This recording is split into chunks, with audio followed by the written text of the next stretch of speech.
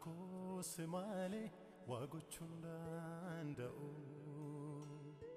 barbaadeen nabee waan naaf ta'u ol baasee gadi buusee yaada koo deemee sammaan deemu dadhabbii duwwaarraa kana fee maaliif bu'aan koo gooftaa si malee waa gochuun danda'u barbaadeen nabee waan naaf ta'u ol baasee gadi buusee yaada koo deemee sammaan deemu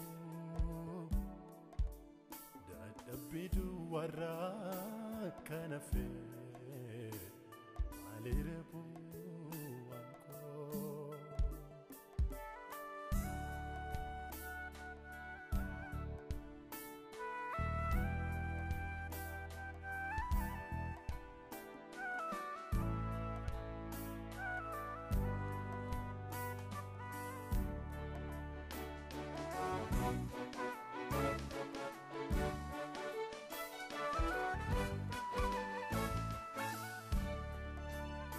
dadhabbiin kan guutee deemsini sinala badhaadhummaa horachuuf fiiganii guddinni kan fooniif inni kan hafuura yoo si wajjin waliin galanii dadhabbii dheeressee umurii gabaabsa akkasumaan qilleensa bootu olamtumma kan keet an walii galeera sinala jireenyi kan godhatu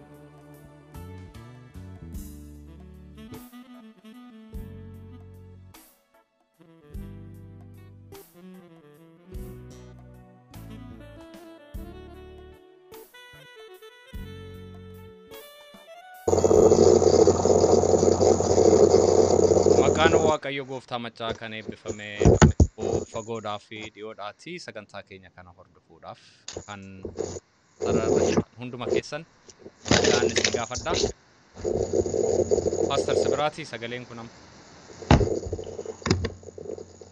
anaa dhufu hundumti keessan baga nagaadhaan dhuftanii kunoo har'ammoo guyyaa lammaffaa keenya qabannee jirra sagantaa soomaaf sagadaa Waldaa Kristaanaa warra wangeelaa Oromoo Oslooti har'as kunoo obboloota Waaqayyo nuu kennee faarfataa Shanaafii fi Paasterii keenya kan nuun jaallan Paaster Buliin biyya Jarmanii magaalaa Nuuremberg irraati nu tajaajiluuf kunoo jooyin nu godhee jira lamaan keessanuu anaa dhufu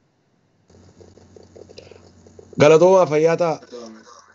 guddisnee Waaqayyotti gammannaa sagalee bantanii jirtu yoo ta'e Shanaafii yookaan Paaster sagalee Facebookii gadi buusa sagalee kun deebi'ee dhagaa jira good Waaqayyoon guddisnee galateeffannaa egaa iddoo garagaraa teessanii haala garagaraa keessatti sagantaa kana kan ilaalaa jirtan anaa dhufu baga nagaan dhuftaniin isiniin jedha waan tokkoon immoo isin gaafadhaa sagantaa kana akka namoota argataniif sagalee Waaqayyoo hundumtuu akka argatuuf sheer godha guyyaa har'aa walii wajjin Waaqayyoon hin kadhannaa Paaster Buliin sagalee Waaqayyoo nuu hira Waaqayyoon illee nuu kadhata Ashannaafiin waaqeffannaadhaan nu gaggeessa ani immoo akkuma kana sagantaa kana qindeessuudhaan isinii wajjin hin jira maqaan koo Robsan Makooti Waaqayyoon guddisnee galateeffanna sar'as immoo yeroo nuu kenne hiriyoota keessan gara kanatti hammasin affeertanii sagantaa kana sheer gootanitti hammasitti immoo sagalee Waaqayyoo keessaan iddoo tokko dubbiseen Waaqayyoon gabaabsinee eega waliin kadhannee booda sagantaan keenya itti fufa hamma sa'aatii 19 fi daqiiqaa 30tti turra hamma sa'aatiin 18 fi 14 sa'aatii tokkoof daqiiqaa 15 duwwaaf walii wajjin turra isa booddee boqonnaa sa'aatii walakkaa fudhannee sa'aatii 20 booda immoo telekonferensiidhaan kadhannaan keenyatti fufa warri achirratti sirmaachuu barbaadan karaa keessaa nu qunnamaa koodii ittiin seentan isin ilaanna sagantaan kun torban kana guutuu itti fufa bor sagantaa live Facebookii hin qabnu gaafa kamisaas hin qabnu jimaataaf sanbadduraa garuu qabnaa sanbata guddaa immoo waldaatti Waaqayyoon waliin waaqessina maqaan Waaqayyo Gooftaa machaa kan eebbifame ta'u Waaqayyoon guddisnee galateeffannaa sagalee Waaqayyoo keessaanii iddoo tokko dubbisa firoottan koo. Duraan dursee garuu humni Waaqayyoo humna haala hundumaa gararraa jira jedha Efesoon 4:6 irratti. Kun mata duree soomaaf sagada waldaa keenyaatiin labsamee guyyaa kaleessaa jalqabee har'a guyyaa lammaffaa keenya itti fufnee jirrudha. Haala sodaachisaan hammamii, haalli abdii nama kutachiisu hammamii yoo jiraate, humni Waaqayyoo garuu isa gararraadhaa'edha sagaleen kun.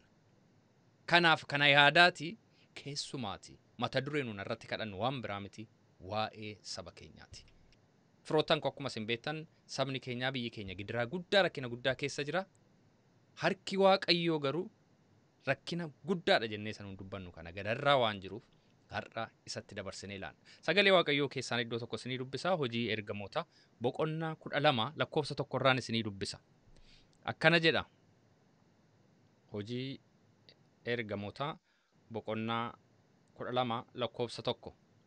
Bara sanas Herods mooticheedha. Namoota bu'aa waldaa Kristaanaa turan tokko miidhuudhaaf ciqilee irra dhaabbate jedha.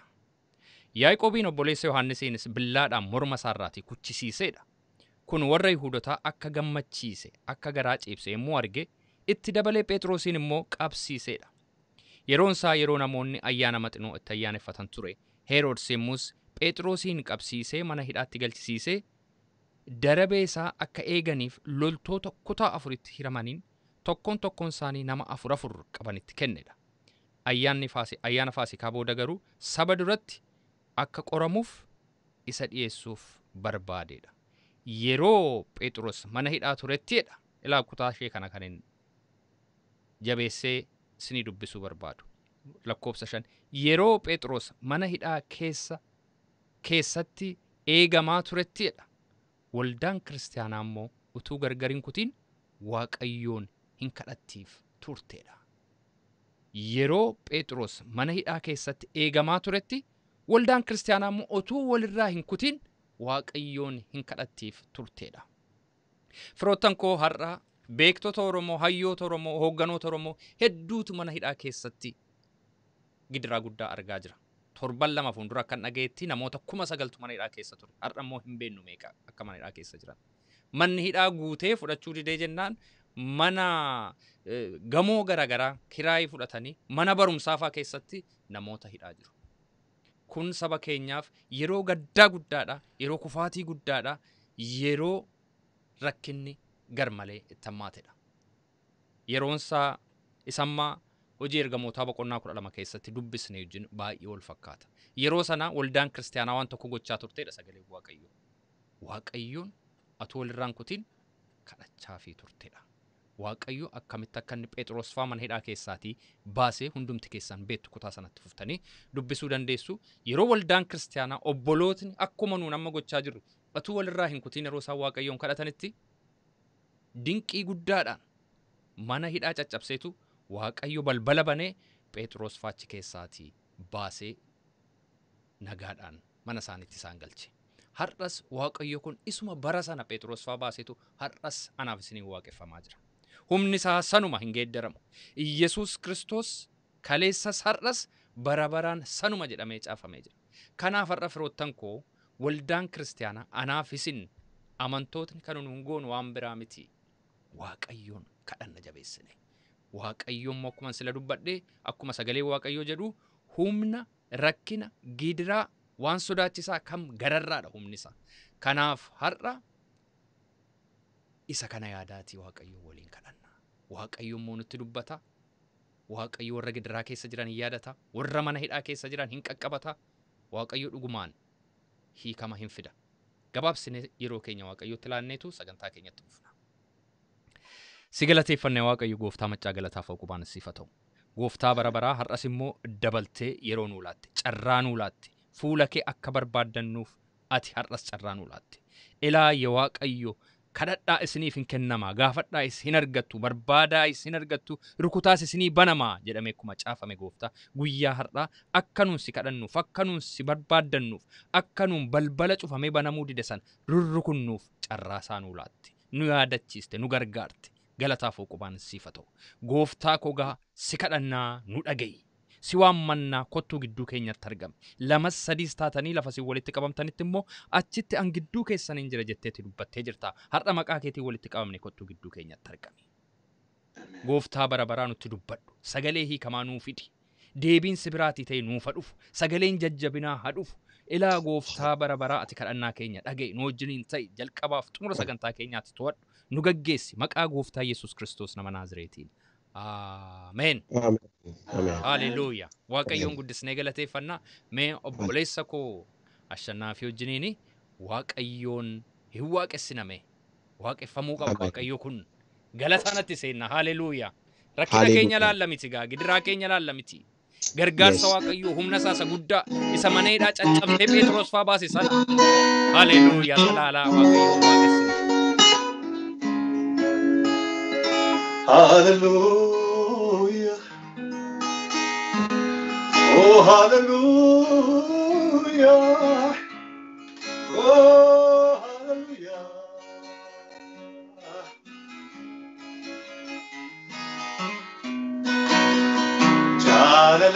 Jaalalakeetu fuula kee na jiraachise.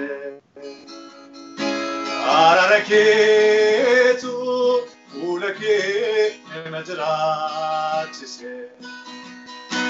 Ifama keetu fuula kee na jiraachise. Ayyaana keetu fuula kee na jiraachise. Alala keetu fuula kee na jiraachise. Araara keetu fuula kee na jiraachise. Ifama keetu fuula kee na jiraachise. Ayyaana keetu fuula kee na jiraachise. Narraa qabdaa oolmaa baay'ee. Narraa qabdaa oolmaa baay'ee. Narraa qabdaa oolmaa baay'ee. Narraa qabdaa oolmaa baay'ee. Jaalallee koo siinan faayee. Narraa qabdaa oolmaa baay'ee. Ilma Waaqayyoo siinan faayee. Narraa qabdaa oolmaa baay'ee. Narraa qabdaa oolmaa baay'ee. Narraa qabdaa oolmaa baay'ee. Narraa qabdaa gatii baay'ee. Narraa qabdaa gatii baay'ee. Jaalallee koo siinan faayee. Narraa qabdaa gatii baay'ee. Ilma Waaqayyoo siinan faayee. Narraa qabdaa gatii baay'ee. Jaalala keetu fuula kee na jiraachise. Araara keetu fuula kee na jiraachise. Ifama keetu fuula kee na jiraachise. Ayyaana keetu fuula kee na jiraachise. Hallelujah. Narraa qabdaa oolmaa baay'ee. Narraa qabdaa oolmaa baay'ee. Narraa qabdaa oolmaa baay'ee. Yesuus narraa qabdaa oolmaa baay'ee. Jaalallee koo siinan faayee. Narraa qabdaa oolmaa baay'ee. Ilma Waaqayyoo siinan faayee. Narraa qabda baay'ee. Hallelujah. Oh, oh, oh, oh. Jesus qulqulluu qajeelaadha namoota gara jireenyaatti kan geessudha. Jesus qulqulluu qajeelaadha namoota gara jireenyaatti kan geessudha.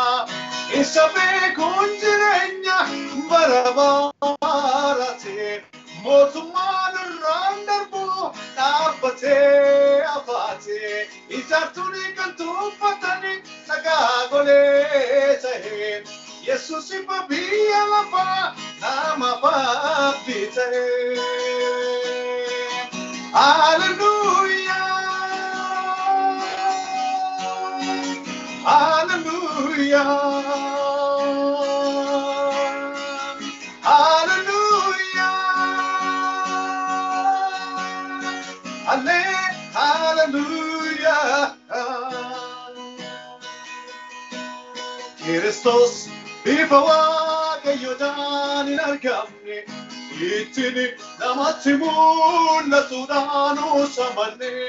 Kristos bifa waaqayyoodhaan hin argamne ittiin namatti mul'atuudhaan usamanne. Sanyiin waaqarra jiru sanyiin lafarraa wanti ijaan hin argamne kan ijaan argamu isumaan uumame isumaan ta'e. Yesuus biyya lafaa nama baabbii ta'e. Hallelujah. Hallelujah. Hallelujah. Hallelujah. Oh, oh, oh, oh. Hallelujah. Oh, hallelujah. Hallelujah. Ati guddaadha. Ati guddaadha. Waaqayyo ati guddaadha. Ati guddaadha. Ati guddaadha. Achoon fagoo fagoo. Teessoon keedeera sabee gubbaa. Achoon fagoo fagoo. Teessoon keedeera sabee gubbaa.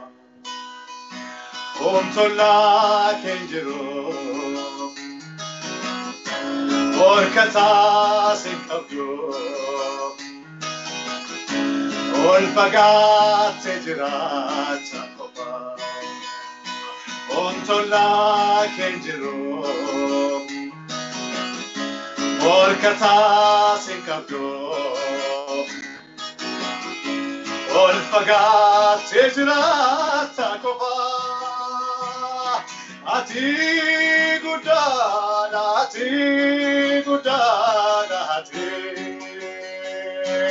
ammane sibe kunoli.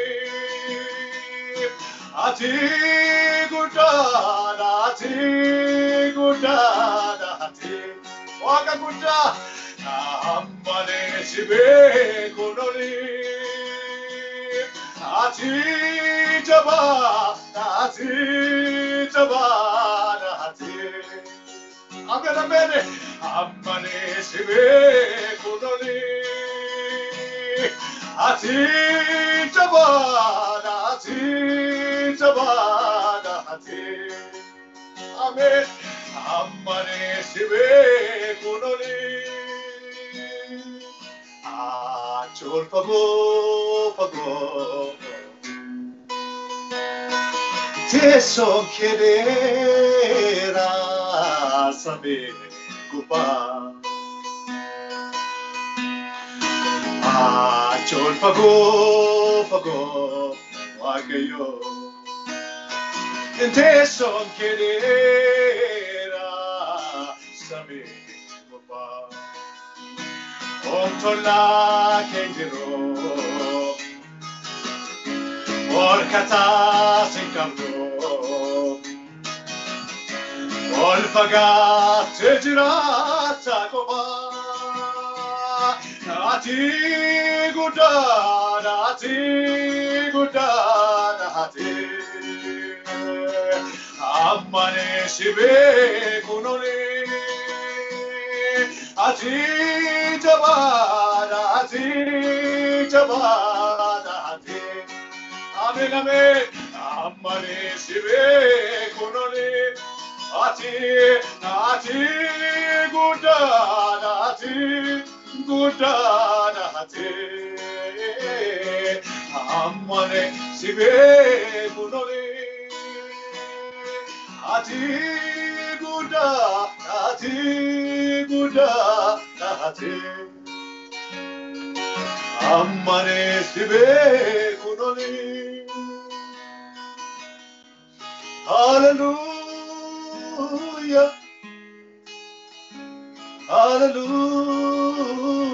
hallelujah.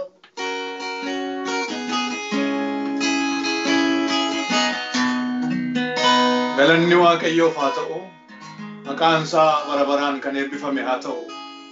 Amen. Guddummaa isaa jajachuudhaani jaalala isaa sana ol kakaasuudhaan walii wajjiniin Waaqayyoon jajachuu jalqabne.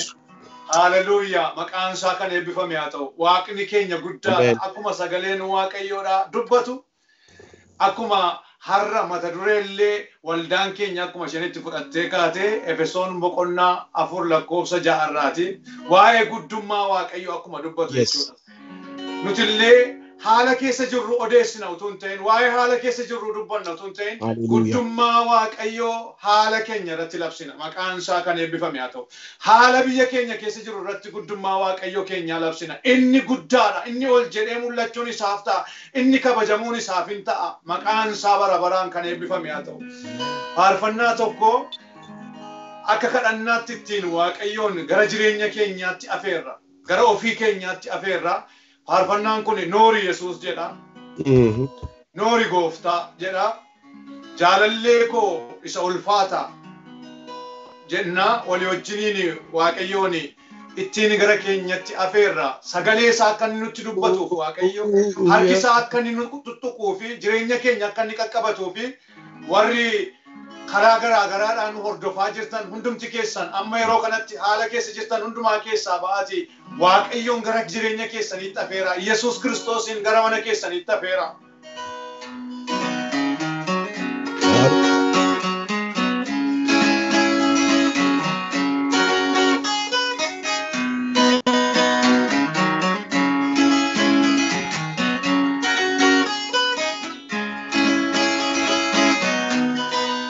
Noori Yesuus, noori Gooftaa, jaalallee koo isa ulfaata. Noori Yesuus, noori Gooftaa, Hallelujah. mooticha koo isa ulfaata. Noori Yesuus, noori Gooftaa, jaalallee koo isa ulfaata. Noori Yesuus, noori Gooftaa, mooticha koo isa ulfaata. Haala si dhaabee maaliif miidhamaa? Ol seensifadhee teessisee saamaa. Cubbuudhaan nyaatamee maafannumaa? Ol seenikaa nan fuuramaa. Muddaa makootti ni qaba. Ol seenikaa nan fuuramaa. Muddaa makootti ni qaba. Haala si dhaabee maaliif miidhamaa? Ol seensifadhee teessisee saamaa. Cubbuudhaan nyaatamee maafannumaa? Ol seenikaa nan fuuramaa.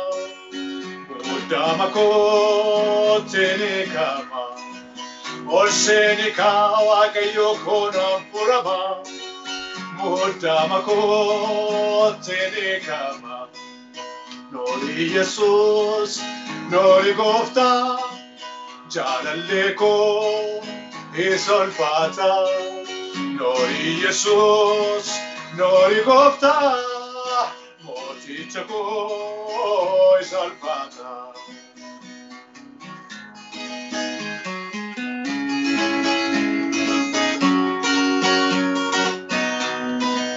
Yon sinabe natti korra adu safa keessa dhaabbetan kerkera narraan deemini kabaja koo sinnamnaan namni jaa'u adeemse koo Yon sinabe natti korra adu safa keessa dhaabbetan kerkera narraan deemini ulfina koo sinnamnaan namni jaa'u adeemse koo balaa hedduu saati lamaa jireenye koo sinnamnaan namni jaa'u adeemse koo Nori nori nori Gooftaa jaalallee koo salphata Nori nori Jesus ko si pampane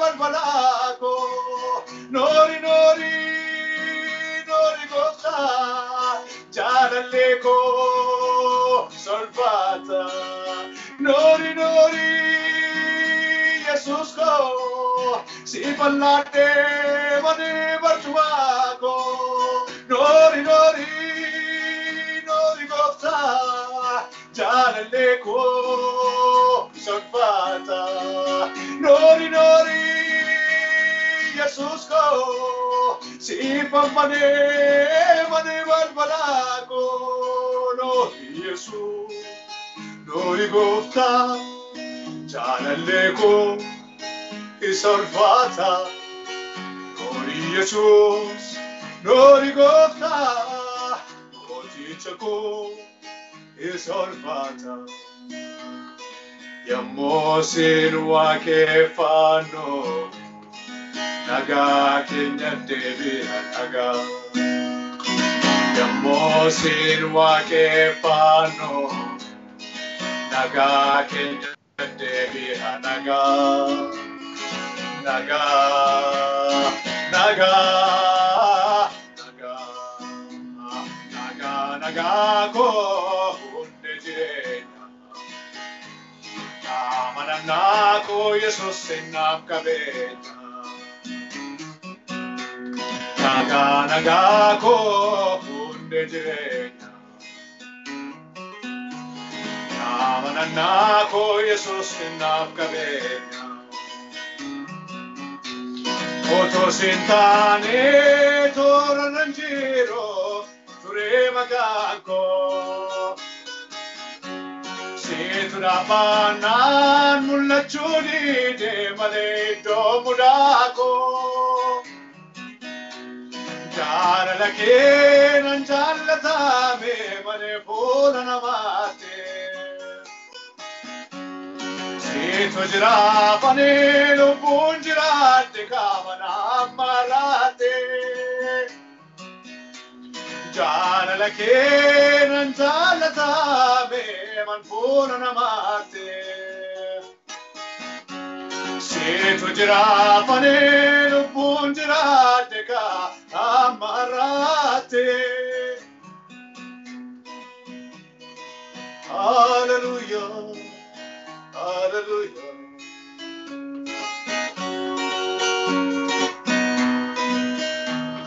Naga ko unde jirenya Amananako Jesus sinap kabenya Naga ko unde jirenya Amananako Jesus sinap kabenya Waaqayyo gooftaanis na eebbisu Eebbifamee gooftaan machaasiyaa eebbisu Hallelujah Argamoon waaqayyoo dhugumaan gidduu keenya jira firoottan koo fagoof dhiyoodhaati sagantaa kanaa hordofaa kan jirtan hundumtu kuni biyya Noorweetti kan argamtu Waldaa Kristaanaa warra wangeelaa Oromoo Oslo irraati kan isin qaqqabu sagantaa addaati. Sagantaa soomaaf sagadaa waldaan keenya kaleessa labsite har'a guyyaa lammaffaa isaati. Mata dureen kadhata keenyaa tokkichanis waa'ee biyya keenyaati. Waa'ee gidiraa sabni keenya keessa jirudha. Waaqayyoo danda'aadha. Inni immoo gidiraa hundumaa rakkina hundumaa gufuu hundumaa gararraadha. Inni warra aboo qaban irratti aboo qaba. Mootota irratti aboo qaba. Warra humna qaban irratti inni aboo qaba. Warra firdii jallisan irratti inni aboo qaba. Haleluuyaa. Amma kallattiidhumaan immoo sagalee waaqayyoo dhaga'utti ceenaa har'aa sagalee waaqayyoo kan nuuf fidee dhufu nama waaqayyoo obboleessa keenya nuun jaallannu luba Bulii Bayyanaatii biyya Jarmanitti kan argamtu waldaa Oromoo warra wangeelaa Nuurambarg irraati anaa dhufu Pastor Bulii. Ameen obboleessa koo Robsan eebbifame waaqayyo si haa eebbisu. Waldaan Kristaanaa Oslootti argamtus itti yaaddee sagantaa kana qopheessuu seetii fi waaqayyoo geggeessitootaaf jaarsolii waldaa sana keessa jiran hunduma isaanii isaan eebbisu jechuun barbaada. Akkuma dura dubbiftee yaada sanarraan ka'uu barbaada. Yeroo Phexros mana hidhaa keessatti cifraa afur gidduutti nama 16 eegamaa ture sanatti silee yerootti dubbiftee maal jedhaa hojii ergamootaa boqonnaa 12 irraa waldaan Kristaanaa immoo waa'ee Phexrosiif jedha mata duree gootee waa'ee Phexros special kadhannaa gootee kadhannaa geggeessaa turteedha. Baay'ee nama dinqa. Kadhannaa isaanii sun lafan buune. Waaqayyo kadhannaa isaanii dhagaye maqaan waaqayyoo haa eebbifamu. Meeshaan waldaa Kristaanaa ittiin loltu inni guddaan inni seen ittiin eebbaa maarrattu inni seen ittiin cabsitee dabartu inni seen ittiin mo'icha argattu inni guddaan kadhannaadha, soomuudha. Kanaaf kuni hubannaa guddaadha. Baay'een gammadeen sagantaa kana irratti affeeramuu kootii fi amantoonni yeroo kana itti yaadanii taa'anii haala amma biyyi keenya itti keessa jirtu, sabi keenya itti keessa jiru, rakkina sabni keenya keessa jiru keessattuu hayyuun keessa jiran namni akkasumaaf taa'ee hidhii xuuxurra namni hundumtuu waan danda'u gumaacha. Waldaan Kristaanaa immoo inni seen gootu inni guddaan yeroo burjaajumni siyaasaa, yeroo rakkoon siyaasaa, yeroo hidhaan garagaraa, jechaan garagaraa ta'u kanatti yeroo namni hundumtuu dhiphatu kanatti ga'een waldaa Kristaanaa kunoosa kana. Kanaaf sinis obboleessa koo Robsan miidiyaa kana irratti amantootii walitti qabamanii akka isaan kadhatan afeeruudhaan nuunis immoo amantootaa wajjin akka kadhannu nu afeeruu keetii fi waldaanis kana gochuu seetiif irra deebi'ee waaqayyo isin haa eebbisu jechuun barbaada. Keessumatti immoo carraa argadhee nama waaqayyoo obboleessa koo Ashuudhaa wajjin akkan tajaajiluuf carraa kana waan argadhee fi waaqayyoon waa'ee Ashuutii fi guddaa godheen galateeffadha waaqayyoon. Ashuun as biyya Jarmanii kana dhufee waldaa keenya Muunshin Baayer Muunikitti argamtu irratti kwaayiroota leenjisaa hin lallabaa hin faarfataa si haa eebbisu gooftaan Ashuu waaqayyoo dabalee si haa eebbisu. Kallattiidhumaan gaa sagalee waaqayyoo dubbiseetan har'a waan inni irratti dubbachuu barbaade dubbadha. Wangeela Maarqos boqonnaa 6 lakkoofsa 14 kaasee isa jiru irratti dubbiseetan sagalee waaqayyoo kadhannee wajjiniin hirmaanna. Wangeela Maarqos boqonnaa 6 lakkoofsa 14 kaasee sagaleen waaqayyoo akkas jedha. Maqaan Yesuus bal'inatti beekamee waan tureefi Herodos mootichi waa'ee isaa dhaga'e. Yohaannis Cuuphaatu du'aa ka'e. Kanaaf humni guddaan isaan hojjetamaa jiru jedhani. Warri kaanis immoo Eliyaas jedhanii, kaanis immoo raajummaa akka raajota warra durii tokko jedhani. Herodos waa'ee isaa yemmuu dhaga'e garuu Yohaannis isa ani mataasaa irraa mursiisetu du'aa kaafamee jedhe. Herodos waa'ee Heroodiyaas haadha manaa obboleessa isaa Filiiphiyaasiif jedhee nama itti ergee Yohaannisiin qabsiisee hiisisee ture. Herodos ishee fuudhee tures. Yohaannis immoo Herodosiin haadha manaan obboleessa kee duraa fudhachuun kee seera mitii jedheen. Herodiyaas haaloo itti qabattee isa ajjeesuuf hin barbaaddi turte. Garuu hin dandeenye. Yohaannis nama qajeelaadhaa fi qulqullaa ta'uusaa beekee Herodos isa hin sodaataa waan tureefi isas hin eegsisa ture. Yeroo dubbiisaa dhaga'ellee baay'ee walii waldhaalee utuma taa'uuyyuu gammachuudhaan isa dhaggeeffata ture jedha. Galanni Waaqayyoof haa ta'u. Mata duree kanarra dhaabadheen kadhannee sagalee Waaqayyoo hirmaan. Guddaa gooneessi galateeffannaa Waaqayyo abbaa keenyaaf gooftaa keenyaa. Yeroo kana immoo waldaan kiristaanaa fuula kee duratti yaa Waaqayyoo kadhannaa waa'ee biyya keenyaa, waa'ee saba keenyaa, waa'ee namoota hidhamanii jiranii, waa'ee yaa Waaqayyo maatii rakkina keessa jiranii, waa'ee du'aaf ajjeechaaf burjaaja'iinsa siyaasaa garaagaraa biyya keenya keessa jiru akka kadhannuuf yaa Waaqayyoo sagantaa kana qopheessanii jiru. Nutis immoo yaa Waaqayyo gooftaa fuula kee duratti kadhannaadhaaf bifa adda addaatiin kuroo kana yaa Waaqayyo sararaa kanas walitti qabamnee jirra. Akkasumaaf yaa Waaqayyo fuula kee duratti walitti hin qabamne maqaa gooftaa Yesuus Kiristoosiin iyya nuti gara keetti iyyinu, kadhannaa nuti gara keetti dhiyeessinu maqaa gooftaa Yesuusiin fuula kee duratti simbohaa argatu. Yaa Waaqayyo gooftaa koo Waaqayyo humna qaba. Waldaan kun humni Waaqayyoo humnootaan oliiti jettee kanarra dhaabbattee kadhannaa jalqabdeetti. Yeroo ati kaatu fuula kee dura wanti dhaabatu hin jiru. Yaa Waaqayyo ajaji si biraa baanaan gooftaa Yesuus Kiristoos wanti si danquuf wanti si dhaabu hin jiru. Nan kadhadha maqaa gooftaa Yesuus Kiristoosiin galgala kana yaa Waaqayyo saba kee yaadachuun, saba dhiphina keessa, saba rakkina keessa jiru yaadachuun jaalala kee haa ta'u. Maqaa gooftaa Yesuus Kiristoosiin Phexrosiif ergamtichi baanii ka'eedheen cinaacha isaatti bu'ee kophee kee keedhu na duukaa bu'eedheen. Phexros yeroo ergamicha duukaa deemutti waan abjuu argutti fakkaate malee dhugaa itti hin fakkaannedha. Garuu balbala isa duraa darban, isa lammataa darbanii, isa sadaffaaf isa magaalichatti seensisu bira yoo ga'an ofiisaatii beekee banameedha. Yaa Waaqayyo gooftaa koo galgala kana maqaa gooftaa Yesuus Kiristoosiin ulaan cuccufamee jiru yaa Waaqayyo namoota daangessee jiru hundumtuu galgala kana maqaa Yesuusiin kan caccabe haa ta'u. Yesuus Kiristoos Phaawulosiif Silaas mana hidhaa keessatti hidhamaniitu jiranii halkan walakkaa kadhachaa Waaqayyoon galateeffachaa raantoospee jalabaa. Kadhachaa Waaqayyoon galateeffachaa faarfachaa turanis jedha. Hidhamtoonni warri kaanis isaan dhaggeeffatan turaniidha. Akka tasaa'edha dubbiin kee. Haleluujaa. Akka tasaa garuu socho'insi lafaa uumamee hundeen mana hidhichaa raafame jedha. Hunduma isaanii irraa hidhaanis hin harca'ee isaanis mana hidhaa keessaa baaniidha. Maqaa gooftaa Yesuus Kiristoosiin si kadhanna yaa Waaqayyo. Ati humna qabda galgala kana akka tasaa wanti haaraa na ta'u. Haleluuyaa. Akka tasaa yaa Waaqayyo hidhaan namootaa kan hiikame haa ta'u. Gooftaa Yesuus Kiristoos ati akka tasaa hojjetta. Karamiin dhufta hin jedhamtu. Yaa Waaqayyo gooftaa koo Doomaas Peelaa Diimaa Giroodii Namaasiyaa Maakirooba duuka buutonni kee 120 hafuura qulqulluu utuu eeggatanii, utuu kadhatanii, utuu hafuura tokkoon ta'anii si waammatanii akka tasaa ulaan waaqarraa baname. Haleluujaa.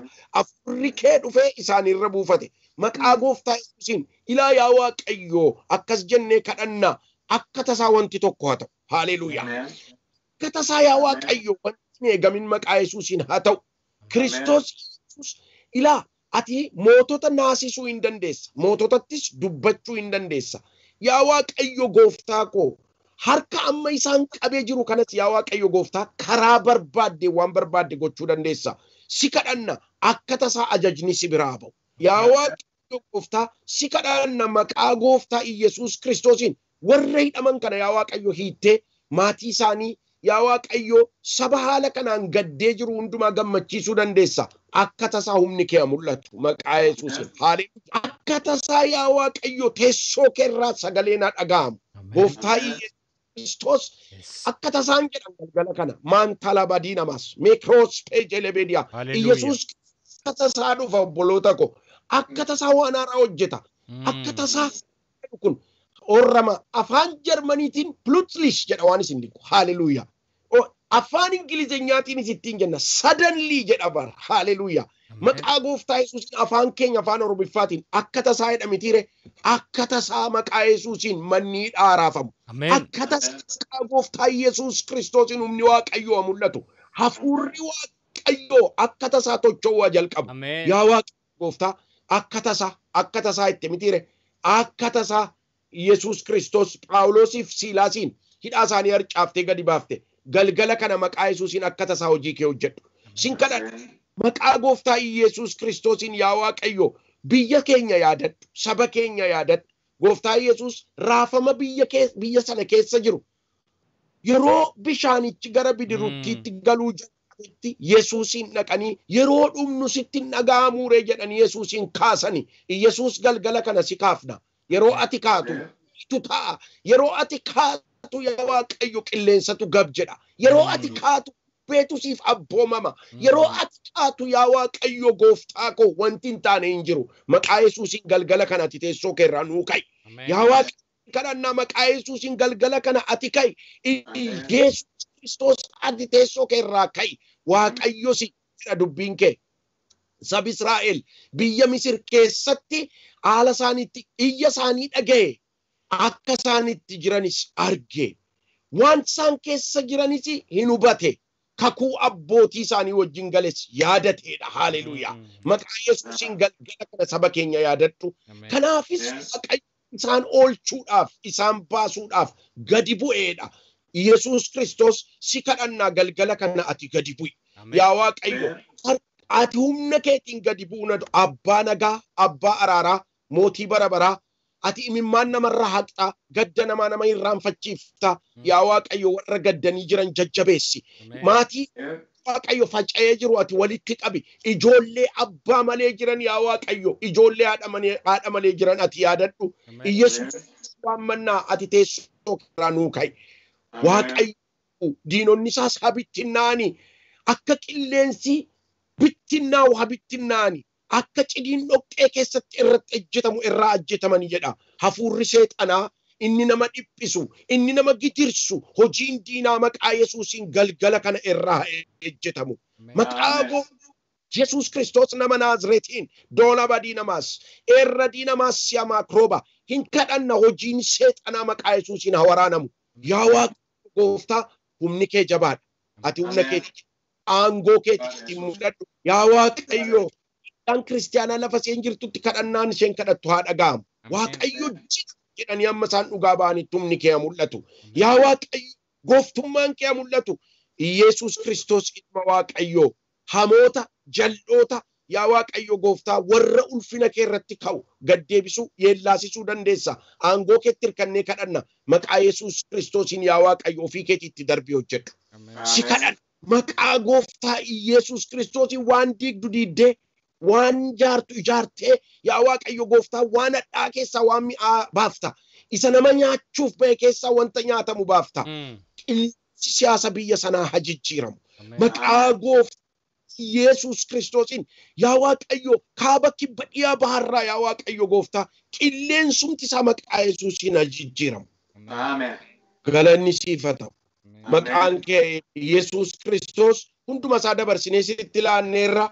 Waan nu dhageesseef ulfaadhu, waan hojjettuuf immoo si haa galatu. Yeroo dhiyootti Roomaan tola badii namaas. Waaqayyo 1 2 3 jedhee Waaqayyo 1 2 2 3 jedheetu funaanee tokko mana hidhaa sana keessaa baasee Waaqayyo waan guddaa hojjeta. Gooftaa si haa galatu. Nagaan biyya keenyaaf, saba keenyaaf haa ta'u. Akka waldaa kiristaanaatti kadhanneerra yaa Waaqayyo hunduma isaati nurkaafu dhiiga dhangala'uun dhaabbatu biyya sanarra. Ajjechaaf du'i namoota Yesuusiin dhaabbatu. Yesuus Daawit garbichi kee anaaf du'a gidduu tarkaanfiin tokko tu'afu Waaqayyo gidduu galeedha. Haleluuyaa. Ati gidduu gali. Abbaa moo'ichaa si haa galatu. Waan kana gootuuf ulfaadhu. Maqaa isaatiin nu jaallatte ilma kee gooftaa keenya Yesuus Kiristoosiif jettee Ameen. Ameen. Maqaa Waaqayyo kan eebbifame ta'u mata dureen gabaabsee lallabuu yaada gabaabbatee gabaabsa. Mata dureen irratti dubbachuu barbaadu as keessaa waan barannu waan qabnuuf mata duree akkas jedhuuf yaadi gaafan kana dubbisu Herodos Maaliif Yohanis Cuuphaa hiisise maaliifis ajjeesisee jedheen dubbadha. Why?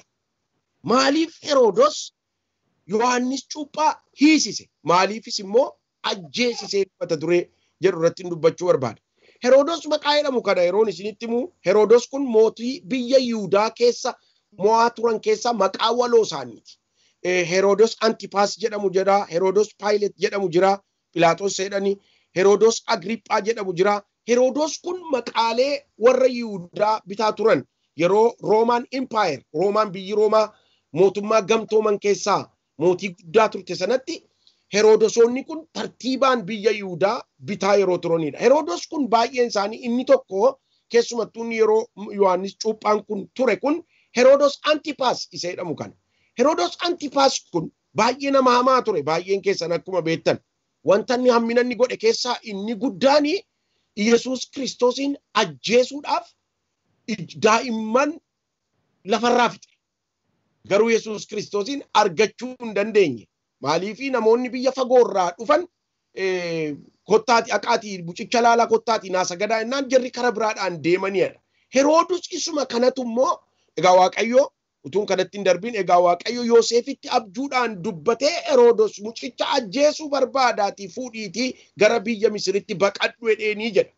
Isa booddee abjuudhaan itti dubbataa ture bara Heroodus biyya bulchaa ture Waaqayyo Yoosefitti. Yoosef Yesuusiif Maaramiin fuudhee gara biyya Gibxitti baqate. Isa booddee ammas biyya Gibxi keessatti immoo Waaqayyo abjuudhaan Yoosefitti dubbatee warri lubbuu mucichaa barbaadan du'aniiruuti mucicha fuudhiitii Naazreetitti Beetelemitti deebi'i jedheenidha. Maqaan Waaqayyoo haa ulfaatu. Waaqayyoof galanna ta'u. Anis galgala kana achumaan anis irratti raajuu barbaada. Warri lubbuu keessan barbaadan du'aniiru maqaa Yesuusiin Waaqayyo rukuteera. Ani hin beeku. Dhossaadhaan kara mul'atuun mana teessanii warri na dhageessan. As keessatti warri na dhageessan. Inni lubbuu keessan ajjeesuuf isin barbaadu ajjeefameeraan jedha maqaa Yesuusiin asumaan itti darba. Egaan kutaa kana irratti maaliif maaliif Yohannisin ajjeesuu barbaade? Maaliif hidhe Herodos Yohannisiin? Waa'ee Yohannis Cuuphaa yeroo laallu Yohannis Cuuphaan nama dhugaa dubbataa turedha. Dhugaa irratti nama hundaa'ee jiraataa turedha. Wanta inni gochaa ture tokko keessaa Yohannis Cuuphaan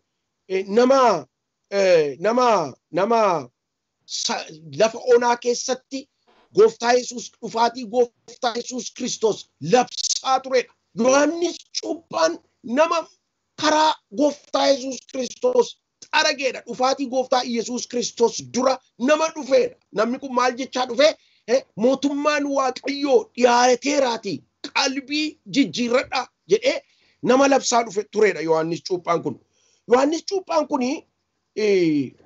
kophee malee lafa gogaa keessa gogaa uffatee nama adeemaa turedha. Yohannis Cuuphaan dhiifamuu cubbuutiif namoota bishaaniin cuuphaa nama turedha. Yeroo bishaaniin cuuphaa turetti immoo namoota gosa sadiitu gara isaa dhufaa ture gara Yohannis Cuuphaa. Tokko sabootadha sagaleen Waaqayyoo. Sabooti kun maal jedheen dura gaafa isaan yaa'anii dhufanii cuuphamuudhaafi cuuphamaa qalbii jijjiirradhaa cubbuu keessan irraas deebi'aa. Maaliifi qottoon qaramee muka jala taa'ee jiraati jedhee labsaa ture Yohannis Cuuphaan. Dhufaatii Kiristoos Iyesuus dhufuu isaatiin dura namoonni qalbii jijjiirratanii gara Gooftaatti akka deebi'an nama lallabaa turedha Yohannis Cuuphaan. Yohannis Cuuphaan yeroo nama cuuphetti saboota yeroo cuuphetti maal jedhee dubbate warra sabootaatti namni uffata lama qabu isa tokkoof tokko haa kennu jedheetu waa'ee walii qooduu nama barsiisaa turedha. Isa duwwaa mootuu hin ta'in namni waan nyaatan qabu isan qabneefis akkasuma qoodee halaatu jedhee nama lallabaa turedha. Yohannis Cuuphaan isa duwwaatu hin ta'in warra qaraxxuuttis waan dubbate qaba. Warra qaraxxuudhaan immoo maal jedhee isinii jedheen isin gatii isiniif tilmaamameen ol namarraa hin fudhatinaa jedha. Achi keessa akkuma isin beektan warra qaraxxuu keessa Maatiyos qaraxxuu ture. Dhiifama Zakkiyoos qaraxxuu ture. Maatiyos qaraxxuu ture. Zakkiyoos immoo Luqaas boqonnaa 19 irraa yeroo dhattanii ilaaltan inni ndawum he was the leader for those tax collectors. Warra qaraxa walitti qaban kanaaf. Egaan isiniif ajajameen olitti hin fudhatinaa jedhee namoota cuuphaa ture. Yeroo cuuphu kanaasa inni lama qabu tokko laatu akkasumas inni buddeen qabu san qabneef haa qoodu akkasumas immoo deebi'ee warra qaraxuutiin saba kana hin duguugina saba kanarraa humna isaaniitii oliin nyaatina jedheetu qalbii akka isaan jijjiirrataniif bishaaniin isaan cuuphaa ture Yohaannis Cuuphaan. Isa duwwaa miti poointiin baay'ee natti tole Yohaannis Cuuphaan loltootas cuupheera. Saboota namoota sadii warri lammataa immoo warra qaraxxuu maal jedhanii gaafa ture nuti qalbii jijjiirrachuudhaaf maal gochuu qabna ree jedhuun ture. Yeroo isaan akka jedhan warra sabaatiin isan sila jedhe isaaniin jedhe lama qabaattan tokko kennaa jedhe waan nyaata qabaattan isan qabnee kennaa jedhe warri qaraxxuun nutoo maal goonu jedhe warri loltuunis nuti immoo warri loltuun maal goonu ree yeroo isaan jedhanii gaafatan maal jedhaa firdii qajeelaa hin taaneen namoota gara abbootii firdiitti hin geessinaa jedha ture. John the Baptist was preaching righteous. Nama dinqa waa'ee qulqullummaa waa'ee qajeelummaa barsiisaa ture. Namoonni cuuphamuu duwwaa tun ta'in akka isaan qalbii jijjiirratan akka isaan waaqayyotti deebi'an gocha isaanii hamaarra nama hacuucuurraa loltootaan humnaan namootatti hin fayyadaminaa. Akkas jedha waan nama dinqu. Warra loltuutiin immoo dhaasti barreesseera. Giddisiiftanii nama tokkorraa horiin fudhatinaa. Don't take money. Mattaa namarraa hin nyaatina. Namoota hin miidhina. Jedheetu Yohaannis akka isaan qalbii jijjiirrataniif namootatti himaa ture. Sabootatti, warra qaraxxuutti, akkasumas immoo loltootatti. Maa dhabeettuu taane warra loltuu kanaan horii dirqisiiftanii namarraa hin fudhatinaa eegee booddee deebiseetu sobaanis nama gara abbaa firdiitti geessitanii itti murteessisiisinaa jedha. It was amazing. Namni kun Kiristoos dhufuusaa dura nama waa'ee dhufaatii gooftaa keenya Yesuus Kiristoos lallabaa ture. Yohaannis Cuuphaan nama beekamaa ture. He was a famous man. Nama baay'ee beekamaa ture. Saba bara sana jiru keessatti, mootota bara sana jiru keessatti baay'ee beekamaa ture. Mootota biratti, saba biratti, loltoota biratti baay'ee beekamaa ture. Waa'ee Yohaannis Cuuphaa kan beeku keessaa inni tokko akkuma sila mata duree koo irratti dubbise Herodos. Herodos Antipas isa jedhamu ture jechuudha. Herodos Antipas kun he was a killer. Of course Herodosonni jiran baay'ee isaanii yoo dubbiftan amma boleessi koo sila Robsan yeroo inni hojii ergamootaa boqonnaa 12 dubbise Herodos inni hojii ergamootaa irra ture wanti inni godhe Yohaannisiin obboleessa Yaaqoob ajjeeseetu ajjeese Phexrosin immoo dabalee hidhe maaliif gorumtaa guyyaa Faasikaatii dabalee ajjeesuudhaaf. Herodos warri jedhaman baay'een isaanii they are killing people. In ajjeesu turan maxaafa keessaa tanii yoo dubbiftan. Herodos Antipaasiin yoo ta'e, Herodos isa kaanis yoo ta'e maqaa waloo kana warri qaban isaanii kana godhu turan. Herodos hidhee ajjeesu Phexrosin itti turu Waaqayyo garuu harkaa baase. Maqaa Waaqayyo kan eebbifame ta'u. Amen. Waaqayyo harkaa nama baasa firoo tokko. Then egaa iddoo kana irratti wanti dubbachuu barbaadu Herodos Antipas kun maaliif waa'ee maaliifitu Yohaannis Cuuphaa ajjeesuu barbaade maaliif mana hidhaatti darbate sana irratti dubbachuu barbaade.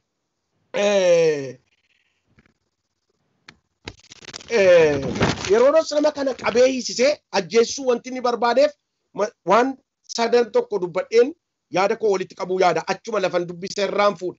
Inni tokkoffaan yeroo utuun yaada kana hin ibsin dura the moment Herodos Yohaannis dhufetti maaltu ture Yesuus Kiristoos eega inni cuuphee fixee booddee dhufeetu eega gooftaan keenya Yesuus Kiristoos dhufee booddee the miracle of Jesus was overall namooti waa'ee dinqii gooftaa dubbatu. Yesuus goophoo fayyisuusaa jaamaa fayyisuusaa Yesuus dinqii inni gochaa ture dubbatu. Waa'een Yesuus kun maal jedha sagalee Waaqayyoo afaan Amaariffaatiin zinnaawu bataam waxxaadha. Jesus was becoming famous overall. Wanti inni godhu dhaga'amuutti ka'e. Gochi Yesuus godhu kun inni jaamaa banu, inni namoota dinqii hojjetee miracle godhee fayyisu kun gaafa iddoo hundumaatti dhaga'amuu jalqabu maaltu ta'ee dubbiin kun Herodos bira gahe. Sila yeroon dubbise waan hin dubbise dhageessanitti yoo ta'e maal jedha sagalee Waaqayyoo lakkoofsa 14 irraa irra deebi'een dubbisa. Akkas jedha laa maqaan Yesuus babal'inatti beekamaa waan tureef jedha boqonnaa jaa lakkoofsa 14 irraa maqaan Yesuus bal'ataa waan dhufeef hojiinsa Jesus is becoming famous wanti inni godhu dhaga'amaa dhufe. Kanaaf waa'ee Yesuus namooti tilmaama garagaraa dubbatu turan. Warri kaan Eliyaas jedhu turan. Warri kaan akkuma isin beektan raajota keessaa tokkotu ka'ee kana gochaa jira jedhu turan dinqiin hojjetu keessaa. Namootni waa'ee gooftaa Yesuus Kiristoos dinqiin hojjetaa ture yaada mataa isaanii dubbataa turan. Zen waa'een gochi gooftaa Yesuus dinqiin hojjetu kun Herodos gaafa ga'u garuu Herodos waan tokko jedhe maal jedhe? Ahaa Eliyaasiinis miti raajota keessaa warra tokkos miti Yohaannis isa ani mataa isaa irraa mursiise ajjeesetu du'aa ka'e jedhee dubbachuutti ka'e. Isa kan ka'ee kana gochaa jiru dinqii kana. Why? Sirriitti na dhaggeeffadhaa mata dureen dubbii kootii kana. Yohaannis qulqulluudhaaf qajeelaa waan tureef jedha na dhaggeeffadha. Baay'ee qulqulluudhaaf qajeelaa waan tureef Herodos Yohaannisiin hin sodaata turedha. You know? Wanti inni godhu qulqulluudha. Wanti inni dubbatu qajeelaadha. Fuula namaa duratti qajeelaadha. He was a righteous man. Agartanii Herodos kan inni beeku waa'ee dhuma Yohaannisi. Gocha isaa hamaa kan baay'ee na dinqeena. Herodos gocha hamaa yeroo inni hojjetu raajota bara sana turan keessaa namoota sagalee Waaqayyoo lallaban kana keessaa yookaan namoota Herodosiin bara inni bulchaa ture sana jiran keessaa namni tokko Herodositti dhiyaatee ati kana balleessite kana gochaa jirta namni jedheen hin jiru. Namni tokko kan itti dubbate hin jiru. Zen maaliifitu Herodos Yohaannisiin hidhee ajjeesuu barbaade? Tokkoffaa inni duraa qabxiin koo inni duraa Yohaannis Herodositti sodaa malee balleessaa isaa itti dubbataa ture. Without fear. Sodaa tokko malee balleessaa Herodositti ture. Yes, Herodos mootiidha. Yes, Herodos nama guddaadha. Yes, Herodos bulchaa biyyaati. Nama sana bara sana garuu kan ture lallabaa kan ture kan bara sana hojii Waaqayyoo hojjetaa ture namoota cuuphaa ture. Yohaannis cuuphaadha. Herodosiin maal jedheen yaadattu? Dhaqee sila dubbiseen ture irra deebi'ee maal jedhe dhaqee haadha manaan obboleessa keetii Filiphos siif haadha manaa ta'uu hin dandeessu. Haadha manaa obboleessa keetii maaliif fuute dura jedhe? Maaliif fuute? Kana gochuu keetti balleessiteetta jedheen. Look, bara namni Herodositti dubbachuu hin dandeenyetti. Bara namni Herodositti balleessaa isaa itti himuu hin dandeenyetti.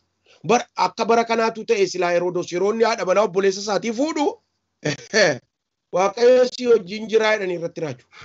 Ana kan dabarsee sitti kenne bareedditti siin jedha jedhanii itti raaju. I tell you.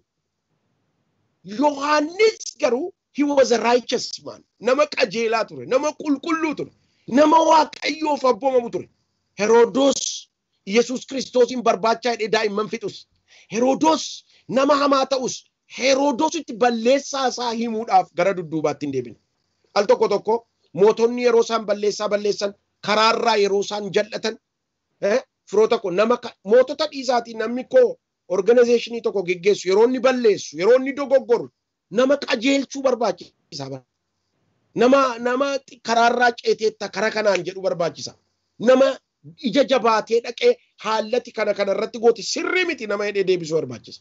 Herodos yeroo inni haadha manaa obboleessa isaatii fuudhetti sodaa tokko malee Yohaannis dhaqee maal jedheeni?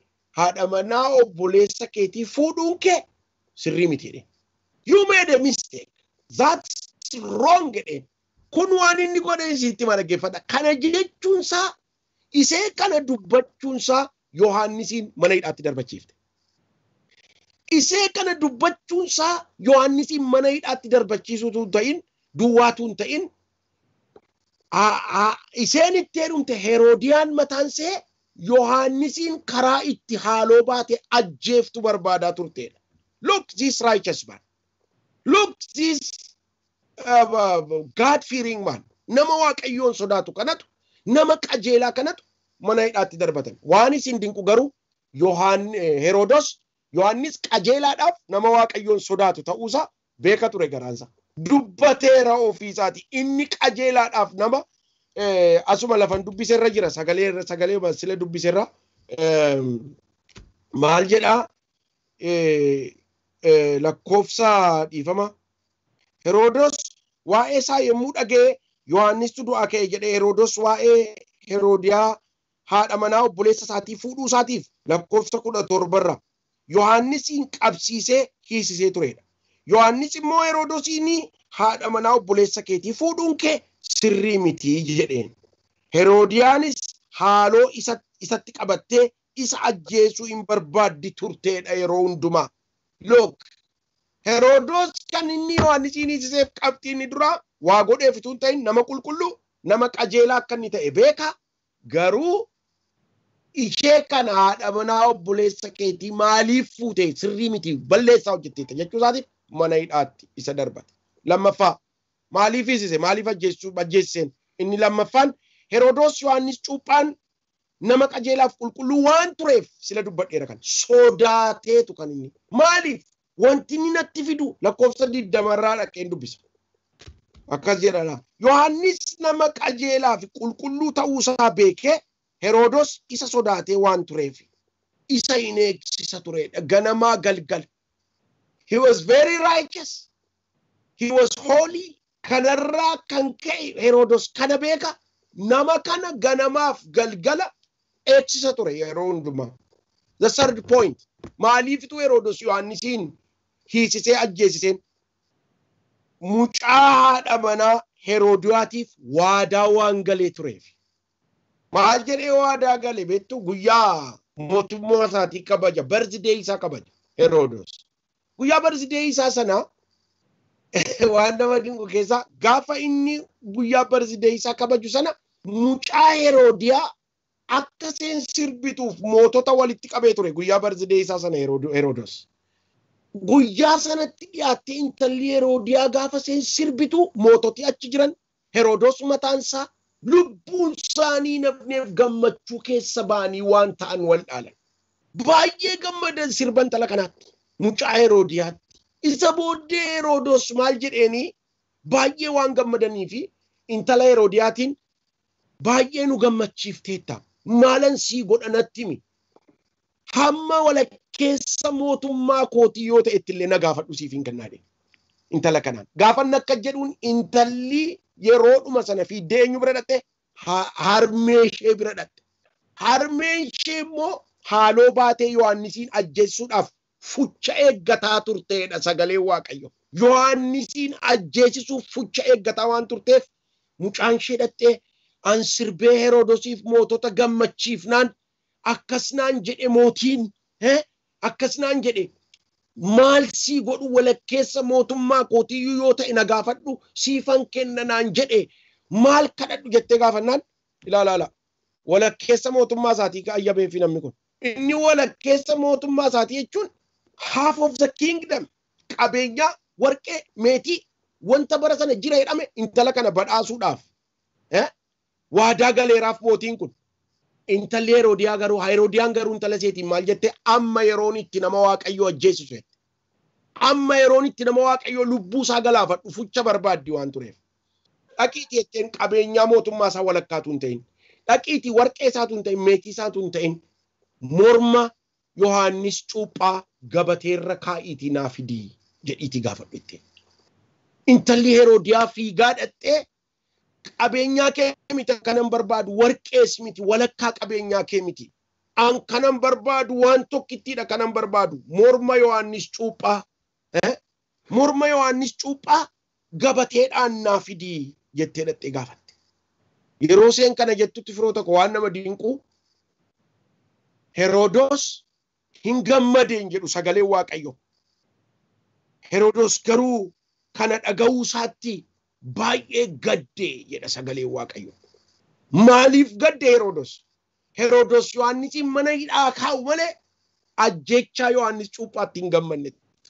Herodos Yohaannisiin mana hidhaa kaa'u malee maaliif kana siniin jedha firoo tokko. Yeroo hundumaa nama qulqulluuf qajeelaa waan inni ta'eef Herodos Yohaannisiin dhaga'uu barbaada ture. Warri kaan callumadhanii afuufuuti you say something ati waan qulqulluu dubbatta. Maal nu barsiisa kun firoota ko?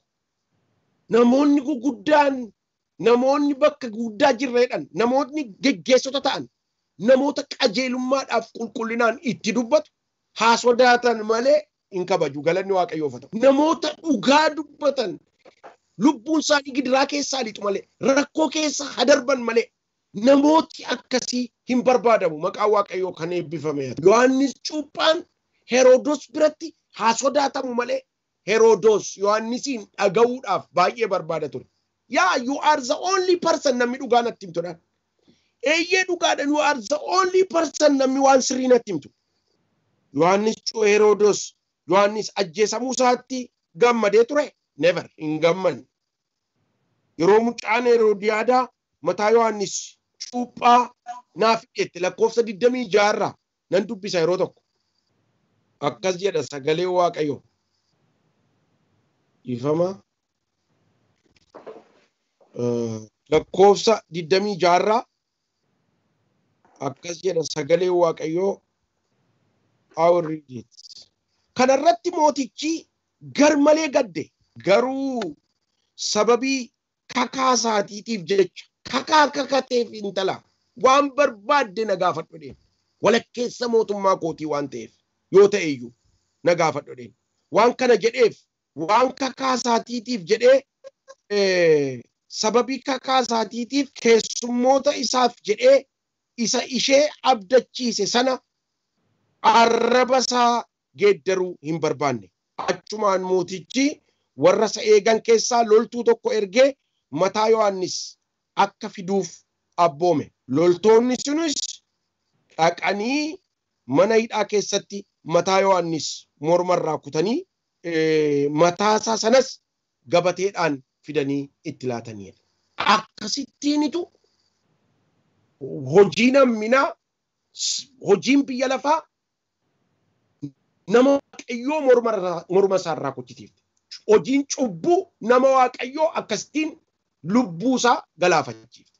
Maal jechuu barbaadeen firoo tokko yaada koo walitti qabuudhaaf maal jechuu barbaadeen Yohanis nama qulqulluu nama Waaqayyoo durattis nama durattis qajeelaa ture. Lakkoofsa 19 Heroodiyaan Yohannisin ajjeesuudhaaf barbaadaa turte. Haaloo karatti baatu fucha eeggataa turte. Maqaa Gooftaa Yesuus Kiristoosiin utuu isin qajeelummaadhaan deemtanii Waaqayyoo wajjin sirriitti deemtanii isin dudduuba isin balleessuudhaaf fucha eeggatee isin hidhachuuf qabuuf kan barbaadu hafuurri dukkanaaf seexanaa maqaa Yesuusiin kan hidhame haa ta'u. Kan waraaname waan tokko dubbachuu barbaadeen galgala kana. Namoonni qajeeloon namoonni qulqulluun yeroo hundumaa hin jaallatamu kabajaa qabu. Yohanis Cuuphaan Herodos duratti Heroodiyaadhaa jedhee mana hidhaatti isaa darbatu malee Herodos Yohanis Cuuphaa hin kabaja ture. Hin sodaata tures. Yeroo hundumaa isa dhaga'uudhaaf hin barbaada tures. Diinni isin balleessuudhaaf yaadu irratti maqaa Yesuus Kiristoosiin fuchinni banate hundumtu barbaadu hundumtu kan cufame ta'u maqaa Gooftaa Yesuus Kiristoosiin. Maal jechuu barbaadeen namni dhugaa qabu namoota duratti namni qulqulluuniif namni qajeelaan fuula namaa duratti fuula moototaa duratti yeroo hundumaa gochi isaan hojjetan laphee isaanii keessa jira beeku. Eenyu qulqulluu akka ta'e beeku. Eenyu qajeelaa akka ta'e beeku. Eenyu maaliif akka deeme beeku. Of course namooti akka Heroodiyaadaa intala ishee ergitee daba akkasii hojjetan jiraatanis Waaqayyo garuu qulqulloota karaatti baasu beeka. Maqaan Waaqayyoo kan eebbifame ta'u. Waaqayyo qulqullootaaf ulfina guddaa qaba. Waaqayyo namoota qajeelaadha. Namoonni qajeelaan isinitti himaa dhaggeeffadhaa. Namooti dhugaaf dubbatan namooti qajeelaa ta'an yeroo hundumaa gidiraa keessa darbu, rakkina keessa darbu. I tell you namooti sobduuf accorbaarii ta'an garuu kun seenaa biyya lafaa keessaati. Waliin dhaanii jiraatu. Asiin jiru asiin galu. Chuf godhatanii jiraatu. Righteous namooti qajeeloo ta'an garuu of course nama biratti kabajaa guddaa qabu. Maaliifin kana dubbadha? Namni dhugaa baatee rakkoo keessa galuu it's obvious beekamaadha. Namni dhugaa dubbatee gidiraa keessa deemuun waanuma beekamaadha. Waaqayyo garuu yeroo hundumaa hin tura malee kana sirriitti na dhaggeeffadhaa. Namoota dhugaadhaan deemaniif waan turu fakkaata malee firdii qajeelaa laata maqaan Waaqayyoo kan eebbifame ta'u. Waaqayyo inni teessoo isaarra jiru inni nuti galgala kana kadhan namoota haqaan deemaniif namoota dhugaa qabataniif tangible truths harka isaaniirraa warra qabaniif tangible truths warra sabatti nama duratti beekamaa qabaniif of course yeroodhaaf rakkoo keessa darbuu dandeessu. Of course yeroodhaaf lubbuun keessan du'aaf jireenya gidduutti saqaqee arguu dandeessi. Waaqayyo garuu firdii qajeelaa dabarsa. Maqaan Waaqayyoo kan eebbifame. Hin tura malee waan tokko isinitti himu al tokko namni qajeelaaniif namni dhugaa dubbatu kana dhaggeeffadhaa. Lubbuudhaan illee dhabamuu hin danda'a. Utuu hin bahin utuu waan tokko garuu dhugaan isaa sun guyyaa tokko ifatti bahee miliyoonota fuudhee ba'a. Maqaan Waaqayyoo kan eebbifame. Dhugaan isaa sun guyyaa tokko bakkee bahee siidaa ta'ee magaalaa gurguddaa irra dhaabata.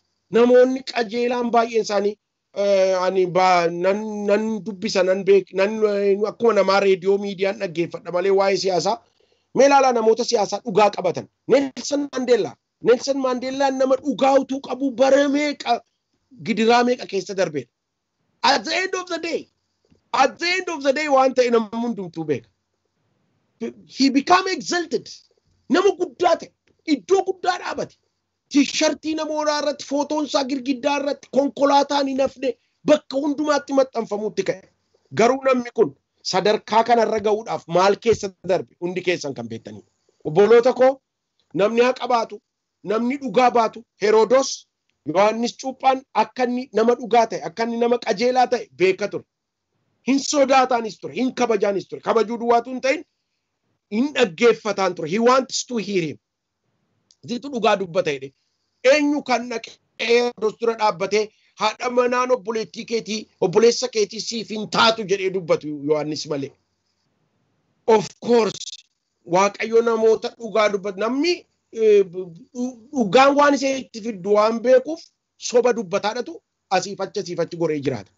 Namoonni dhugaa qaban everybody iddoon dhaqaatii ilaalaa mee haaluma biyya lafaa kanarraa qoradhaa amma kitaaba galchirraa waa dubbachuudhaafis miti yan. Namooti dhugaa qaban dhugaa isaanii baatanii du'uu danda'u. Dhugaan isaanii garuu jaamtee naftu. Yoo isaan lubbuudhaan dhabaman illee akka muka biqilaa daraarteetu firii godhattee bal'attee guddatti. Siidaa guddaa taateetu dhokaatee baati. Waaqayyo kana godhu. Kanaaf Yohanis Cuuphaa yeroo mataa mursiise nama ergee Herodos baay'ee gadde intalli kun yeroo isheen mataa Yohanis waciitiidhaan naa fidi jette. Baay'ee itti dhaga'ame. Inni du'a Yohanisitti waliin hin taane inni. I think hin barreeffame malee sagalee Waaqayyoo irratti inni mana hidhaa keessa kaa'etu Yohanis Cuuphaa guyyaa tokko baasuu yaadeera ta'a. I don't know. Garuu mucaan Heroodiyaa bakka haadha seetiin mari'attee nama qajeelaa kana lubbuu isaa dabarsite. Waaqayyo namoota jalloo akkasii hin dhiisuuf yeroo tokko. Waaqayyo namoota hammina hojjetan I tell you isinitti nima dhaggeeffadhaa. Namootni hamoon nagaa hin qabanidha sagalee Waaqayyo. I tell you namooti cubbuu hojjetan they are restless. Namooti hamminaan deeman hundumtuu they are restless. Kanaaf Waaqayyo warra dhugaadhaan dhaabban hunduma keenya taasisu. Warra dhugaa qabaniifis immoo Waaqayyo haa dubbatuuf. Waaqayyo haa falmuuf. I tell you Waaqayyo hin falmu. Obboloota koo warri mana keessan teessanii dhaggeeffattan. Soba dubbannee akkan taanetti dhabamurra dhugaa dubbannee Waaqayyo nu haa gargaaru hunduma keenya. Dhugaan bubbulti malee bakkee baatee ija godhattee firii godhattee naqattee achi as ba'uunsee waan hin oolle kun it's a principle. Principle jijjiiruu hin dandeenyaaf yeroo tokko. Principle jijjiiruu hin danda'amu. Principle is a principle. Principlein yookaan maanni afaan Oromootiin principle. Ejjennoo principlein wanta jijjiiruu hin dandeenyedha kun. Truth will come one day. Achi as ba'ee ija godhata. Even amma namoota amma hidhaa jijjiiran kana waan hundumaa Waaqayyo beeka haala jiru hunduma isaa. Even namooti jara kana gara hidhaa kanatti akka isaan dhufan which one is the true man, which one is righteous, which hunduma isaa Waaqayyos beeka, namnis beeka. Kun waan hin dhokannedha. Kanaaf yeroo kana keessatti Waaqayyo karaa qaba akkatti namoota Waaqayyo akkaataa itti dhugaa achi as baasee ija godhachiisu Waaqayyo karaa qaba. Waaqayyoon hin kadhannaa jara kanaafi warra hidhaa jiraniif haala siyaasa babbade kanaaf Waaqayyo waan hundumaa akka inni malkiitti godhuuf. Waaqayyo hundumaa akka inni qajeelchuuf. Dhugaan akkaseen achi as baatuuf. Haaleluyyaa. Abbabaa Tamasgeen miti kan faarfannaa tokko faarfate dabarsee si kennee keessaan qabu jedhee maaf harkaa dhiqataa dhugaanoon dubbataa. Hallelujah. Amen. Maqaan Waaqayyoo eebbifama. Yes. So Yohanis Cuuphaan dhugaa baateetu mana hidhaa seene. He's a righteous man. He's a God-fearing person. but he is present. At the end of the day, lubbuu isaa dhabe. Herodos utuu beeku qulqulluu qajeelaa ta'uu isaa utuu beeku achi keessa hidhaa keessa kaa'e. Garuu maal jedhaa? Yohaannis Cuuphaa dhaga'uu barbaada ture yeroo hundumaa. Hidhamee Yohaannis Cuuphaa gaafa intalli kun mataa isaa ittiin piroomisii galerraa kan ka'e jijjiiruu hin dandeenye. Gaddaa namatti ergeetu morma isaarraa kuchisiise. Gaddaa. Arraba isaa jijjiiruu waan hin barbaanneef mootota duratti waan waadaa galeef. Isee kanaafi Waaqayyo hunduma isaa beeka. Ameen. Namoonni dhugaa baatan dhugaan hin baddu. Hin baddii dhugaan hin baddu firoo tokko. Warri mana keessa hin jirtan hin baddu. Never ever I tell you hin baddu dhugaan. It takes time. Yeroo fudhataa dhugaan eessa akka jirtus immoo Waaqayyos beeka. Akkamitti akkasiin achi as baatu Gooftaanis beeka. Kanaafi Waaqayyo kana godha. Waaqayyo dhugaa guyyaa isaa eegeetu firdii qajeelaatti laata. Maqaan Waaqayyoo kan eebbifame ta'u. Kana sagaleen irra keessa koo jiru namni dhugaa baatu hin badu. Namni dhugaa baatu du'ullee hin jiraata. Firii godhata. Hin lalisa. Miliyoonota baatu. Ija naqateetu lafa guuta. Kanaaf Waaqayyo karaa qabaa. Waaqayyo isa dhageenya nuuf eebbisu. Kadhannaa gabaabaan kadhanna. Haaleluyyaa. Ulfaadhu Yesuus sagalee nuuf ergite kanaaf. Gooftaa Yesuus Kiristoos sagaleen kun kan keeti sagalee keerraa dhaggeeffanne. Herodos Yohaannis nama qajeelaaf qulqulluu kan ture beeka ture. Hin sodaataanis ture. Dhaga'uufis hin barbaada turedha. Yaa Waaqayyo Gooftaa nama qajeelaa kana garuu dhumarratti jal'inaan hamminaan yaa Waaqayyo lubbuu isaa dhabus dhugaan isaa garuu bakkee ta'ee kun warra barumsa ta'ee irraa barataa jirra. Gooftaa namoota baay'eetu kanarraa barata. Namoota baay'eetu hubata. Yaa Waaqayyo dhugaa baatanii warra gidiraa keessa jiran rakkina keessa darbaa jiran dhugaa baatanii yaa Waaqayyo warra yaa Waaqayyo Gooftaa koo rakkoo adda addaa gidiraa adda addaa yaa Waaqayyo hirmaachaa jiran maqaa Gooftaa Yesuus Kiristoosiin ati isaan yaadadhu. Yaa Waaqayyo Gooftaa dhugaan isaanii kun ija godhatee achi as ba'ee Herodos duratti saba Waaqayyoo duratti guyyaa tokko yaa Waaqayyo namoota hammina hojjetan gaarii hojjetaniif hamaa hojjetan duratti ija naqatee waan agarruuf waan kana nu agarsiiftuuf si haa galatu. Gooftaa Yesuus Kiristoos haala hundumaa dabarsinee sitti ilaanna yaa Waaqayyo. Hin jijjiirta haala kana. Hin jijjiirta haala biyya keenyaa. Hin jijjiirta yaa Waaqayyo dhiiga dhangala'aa jiru. Maqaa Yesuus Kiristoosiin hunduma isaa dabarsinee harka keetti ilaanna. Hojiin seexanaa, hojiin hamminaa, hojiin diinaa kamiinuu dhiiga namaa kan dhangalaasu hafuurri diinaa, hafuurri seexanaa namoota jal'oof hamaa keessaan kan hojjetu maqaa Yesuus Kiristoos nama Naazreetiin kan hidhame haa ta'u. Hojiin diinaa maqaa Yesuus Kiristoosiin haa cabu. Yaa Waaqayyo si kadhanna saba kee yaadadhu. Warra saba si yaa Waaqayyo kan kee goote bitatte ati yaadadhu. Gargaari nu wajjiniin ta'i. Warra kadhannaa kana yaa Waaqayyo kadhataa jiran immoo warra soomaa jiran lafa isaan jiranitti yaa Waaqayyo humna ta'iifati. Jabaatanii akka isaan kadhataniif yerootti laatanii Waaqayyotu na eega yeroo isaatti jedhanii akka isaan yaadatanii kadhatanii maqaa Yesuusiin hafuura keetiin isaan guuti. Hafuura keetiin isaan jajjabeessi. Waldaa Osloo eebbisi. Warra achi keessaa tajaajilan eebbisi. Obboleessa koo Robsaniin eebbisi. Jaarsolii waldichaa yaa Waaqayyo amantoota hunduma isaanii faarfattoota warra bifa bifaan tajaajilan hundumaa eebbisi. Obboleessa koo Ashuu eebbisi. Hunduma keenya eebbisi. Sabaaf biyya keenya kadhannaa keenya kana waan dhageesseef si haa galatu. Maqaa Gooftaa Yesuus Kiristoosiin Ameen. Hallelujah, hallelujah. Maqaan Waaqayyo Gooftaa machaa kan eebbifame haa ta'u Pastor Bulii guddaa eebbifame. Waaqayyo guddaa nutti dubbate. Hallelujah. Firoottan koo waan guddaa akkasin sagalee har'aarraatii barattan abdii guddaan qaba. Moototi jal'oon durumaa kaasanii jiru. Sagalee Waaqayyootu nutti dubbate. Kan namoota qajeeloo namoota badii hin qabne mana hidhaatti darbatan kan mormarraa mursiisan kan ajjeesisan jiru sagalee Waaqayyootu nutti dubbateerra. Haala keenya ammaa wajjin baay'ee wal fakkaata. Waan biraa wanta inni godheef miti jedhe kunoo qabxiin qabachaa ture Pastor dubbateerra. Qulqulluuf qajeelaa waan tureef mana hidhaatti darbateetu mormarraa mursiisedhe. Waan sodaateef immoo jedhe. Dhala Heroodiyaaf immoo waan promisii galeef jedhe. Moototi jal'oon promisiin taane jal'aa namoota jal'aa wajjin galaniitu qulqulloota balleessu. Waaqayyo garuu cal jedheen ilaalu. Waaqa firdii qajeelaa sirreessudha. Nama mana Waaqayyo hin ka'a saba keenyaaf. Waaqayyo firdii jallateef hin ka'a. Yes. Waaqayyo qulqulloota isaa warra gidiraa argaa jiraniif hin ka'a. Waaqayyo firdii jal'aan jaallatu. Jal'inatti hin gammadu Waaqayyo.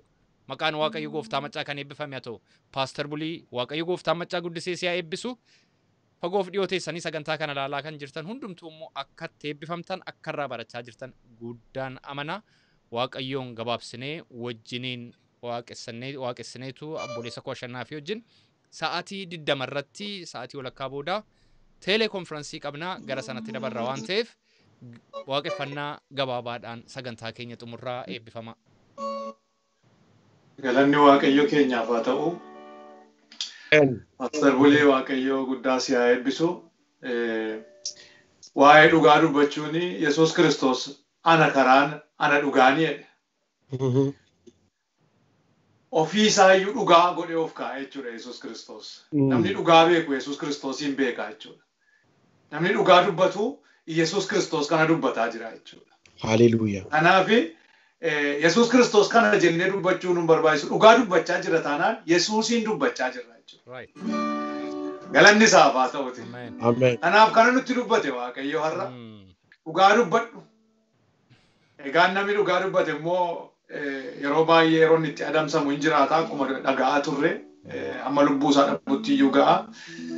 Kanaaf dhugaa dubbanneetu Waaqayyo wajjin hin jiraanna, Waaqayyo wajjin hin bullaa, Waaqayyo guddaa si haa eebbisu Paaster Bulii, obboleessa koo Robsan guddaa si haa eebbisu Waaqayyo. Gabaabsineetu dhuguma walii wajjiniin namni nyaatee namni dhuge immoo ni waaqeffata gaa Waaqayyoon malee akkasumatti callu wajjinee taa'atu. Darbi jedhee naa eeyyame jennamee Waaqayyoon. Haleluuyaa. Darbi jedhee naa fayyame karaa cufamaa narraa banee. Deemi jedhee naa fayyame karaa cufamaa narraa banee. Chehi jedhee naa fayyame karaa cufamaa narraa banee. Deemi jedhee naa fayyame karaa cufamaa narraa banee. Rikicha fagootti na sodaachisee harka koo qabateerraa na otaachisee. Hojiin Waaqa kooti na dinqisiisee. Rikicha fagootti na sodaachisee harka koo qabateerraa na otaachisee. Hojiin Waaqa kooti na dinqisiisee. Aebbifamo makansa, aebbifamo makansa, aebbifamo makansa, aebbifamo makansa, aebbifamo. Olola jedhu makansa, olola jedhu. Olola jedhu makansa, olola jedhu. Awakefamo makansa, awakefamo makansa, awakefamo. Darbi jedhee naa fayyame karaa cufamaa narraa banee. Darbi jedhee naa fayyame karaa cufamaa narraa banee. Deemi jedhee naa fayyame karaa cufamaa narraa banee. Rikicha fagootti na sodaachisee harka koo qabateerraa na otaachisee. Hojiin Waaqa kooti immoo na dinqisiisee. Rikicha fagootti na sodaachisee harka koo qabateerraa na otaachisee. Hojiin Waaqa kooti na dinqisiisee. Aebbifamo makansa, aebbifamo makansa, Hallelujah. Olola jedhu makasa. Olola jedhu. Olola jedhu makasa. Olola jedhu. Hakabajamu makasa. Hakabajamu. Hakabajamu makasa. Hakabajamu. Hawakepamu makasa. Hawakepamu makasa. Hawakepamu. Akakurupe kiyonam situjala, milikte bato. Na onche wake yobala sabakato, enjira kani sabakato isaganato. Akasimbiro kiyonam situjala, milikte bato. Na onche wake yobala sabakato, enjira kani sabakato isaganato. Dinako, randa kera jate miliko. Dinako, randa kera jate miliko. Dinako, randa kera jate miliko. Kojako, garabeko, ninnu pena bibe mariko. Nencha yuda patao be abaya to be ganandiko. Nencha yuda patao be abaya to be ganandiko. Dinako, randa kera jate miliko. Dinako, randa kera jate miliko. Dinako, randa kera jate miliko. Kodako, darabeko, innu bena bibe mariko. Nencha yuda patao be abaya to be ganandiko. Nencha yuda patao be abaya to be ganandiko. Akasimbiro kiyodam situjala. Milikte bato. Na olche wage yobala sapakato, enjira kani sapakato, isagalato. Akasimbiro kiyodam situjala, milikte bato. Na olche wage yobala sapakato, enjira kani sapakato, isagalato. Dinako, randa kera jate miliko. Dinako, randa kera jate miliko. Dinako, randa kera jate miliko. Kodako, darabeko, hinnu penafi be mariko. Nencha yuda patao be abayato. Hallelujah. Nencha yuda patao be abayato be ganandiko. Nencha yuda patao be abayato be ganandiko. Kasiwa ke paduni angala tangaba kasino kabuni angala tangaba kasiwa ke paduni angala tangaba itino kajetuni angala tangaba katitin kabajamtuni angala tangaba katitino kajetuni angala tangaba angala tangaba angala takiya sikakaba angala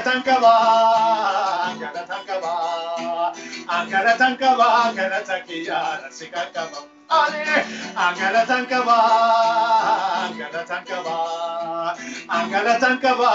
takiya sikakaba Inkasino ke paduni angala tankaba Sino kakabuni angala tankaba Inkasino ke paduni angala tankaba Inkasino kakabuni angala tankaba Katitino jajatuni angala tankaba Katitin kabajamtuni angala tankaba Abakia angala tankaba angala tankaba angala takiya sikakaba angala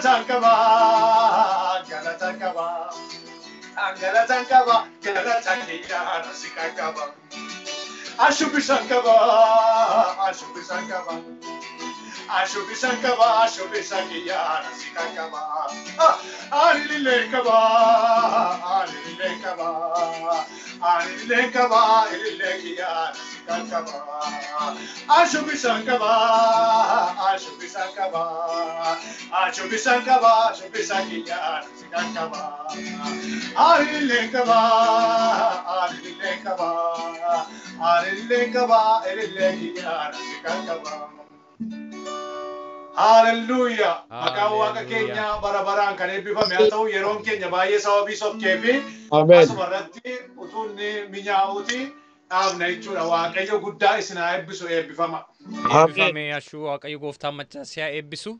Waaqayyo dhugumaan yeroo addaa nuu kenne guyyaa har'aa kana dhugumaan argamuun Waaqayyo humni Waaqayyo afurri Waaqayyo gidduu keenya ture. Sagalee Waaqayyo nu dubbateera. Waaqayyo sagalee isaatiin nu tuqeera. Firoottan kun Waaqayyo yeroo waa hojjechuu barbaadu waan biraa godha miti. Akkuma irra deebinee dubbannu waa tokkicha kan inni godhu. Innis immoo maa inni sagalee isaa erga. Amen. Sagalee isaas ergee isaanis fayyisee jedha. Sagaleen fayyisu sun har'a dhufeera. Inni jajjabeessu sun har'a dhufeera. An personally baay'een jajjabaadhe sagalee har'aatti. Akkuma kana obbolooti koo karaa garagaraa haala garagaraa keessa teessanii sagantaa kana ilaalaa jirtan hundumti keessan akkasin itti jajjabaattan nana mana sagaleen Waaqayyo afurri isaa sin tuqeera. Kanaaf Waaqayyoon gabaabsinee galateeffanneetu sagantaa keenya asumarraan xumurraa guyyaa har'aa kan nu tajaajiltan obboleessa koo luba bulii fi akkasumas faarfataa ashannaa fi Waaqayyo gooftaan machaa isin haa eebbisu. Waaqayyo isa gidduu keenya ture kana gabaabsinee galateeffanneetu waliin xumurra. Si galateeffannaa Waaqayyo gooftaa machaa galataa fooqubaan siif ta'u. Akkuma si qo'annee, akkuma sitti iyyanne, akkuma gooftaa ilaa si gaafanne atis gidduu keenyatti argamte nu wajjiniin taate nutti dubbatte nu jajjabeessite galataa fooqubaan siif ta'u. Sagantaa kana jalqabaa kaastee xumuraatti nu wajjin taate gooftaa ofii keetii waan nu gaggeessiteef si galateeffanna. Obboloota nu tajaajilan obboloota dibata guddaatiin humna guddaatiin gooftaa sagalee sirraa fuudhanii saba keetti dubbatan waan nu laatteef si galateeffanna. Waa'ee obboleessa koo luba buliitiif galataa fooqubaan siif ta'u. Waa'ee obboleessa koo ashannaafiitiif guddiseen si galateeffanna. Gooftaa bara bara ilaa tajaajiltoota kana immoo ati baroota keessatti kennaa gootee saba keetiif waan laatteef galataa fooqubaan siif ta'u. Egaa gooftaa koo guyyaa har'aa walii gallee waa'ee saba keenya keessumaatii waa'ee gooftaa hoogganoota keenya gooftaa bara bara waa'ee saba Oromoo dargaggoota ijoollee jaarsaaf jaartii gidiraa keessa jiran mana hidhaa keessa jiran ajjeefamaa jiran gooftaa fuuldura keetti laanne. Atis gooftaa nu dhageesseetta. Kadhannaa keenya waan nu dhageesseef galataa fooqubaan siif ta'u. Waan nutti dubbatteef si galateeffanna. Ilaa dinqii addaan moo gootee gooftaa saba kee waan gammachuudhaan guutuuf waan galataan dhaabduuf galataa fooqubaan siif ta'u. Gooftaa ilaa kadhadhaa isinii kennamaa gaafadhaa isin argattu rukutaa isinii banamaa akkuma jette gooftaa si gaafanneerraa akkati nu laattu amantiidhaan fudhanneerra. Sitti ganneerra akkati nu dhageesse amantiidhaan gooftaa amanneerra. Egaa gooftaa bara bara ilaa iddoo garagaraa ta'anii sagantaa kana hordofaa kan jiran hundumaa ati eebbisi. Ilaa sagantaa keenya teeleekonferansiin sa'aatii 20 kaasee darbummoo gooftaa isas dabarsinee sitti laannaa ati nu eebbisi. Ofii keetti argame karaa barbaadde nutti dubbadhu gooftaa nu jajjabeessi maqaa gooftaa Iyesuus Kiristoos nama Naazreetiin. Ameen. Ameen. Ameen. Ameen. Ameen. Ameen. Ameen. Egaa firoottan koo faarfannaa tokko asirraatti isiniif leen nagaa isinitti dhaamaa nagaa Waaqayyootiin nu turaa. Faarfataan isin affeeruu Dirribaa Tasammaa jedhama. Faarfannaa kanaan jajjabaachaa yeroo eebbaa qabaadhaan isiniin jedha.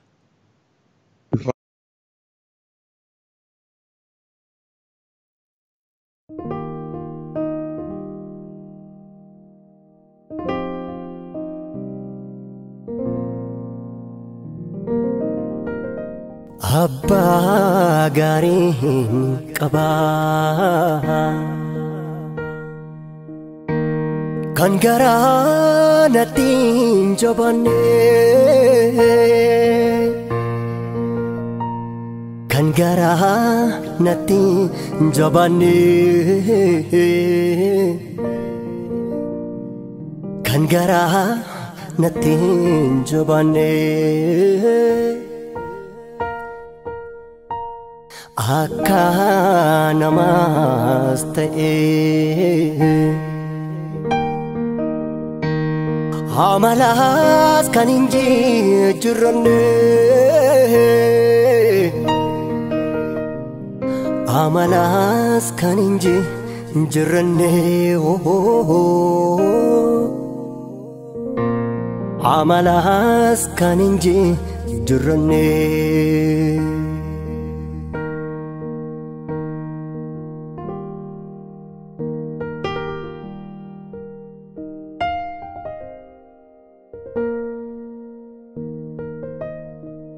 Namni wanta xinnoo naaf godhee arboomse himata guddise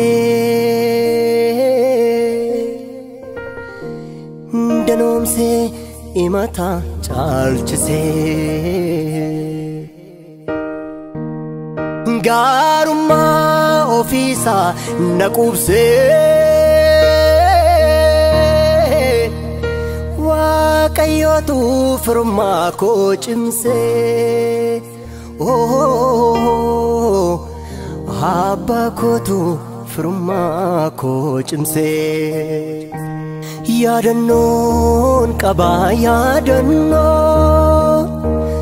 yaadannoon qabaa yaadannoon qabaa yaadannoon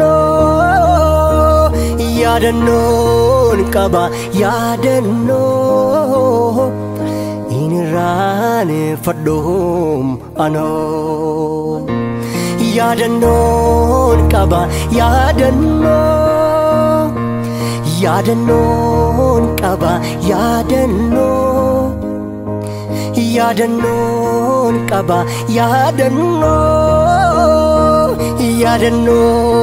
qabaa yaadannoo inirraane fadhoom anoo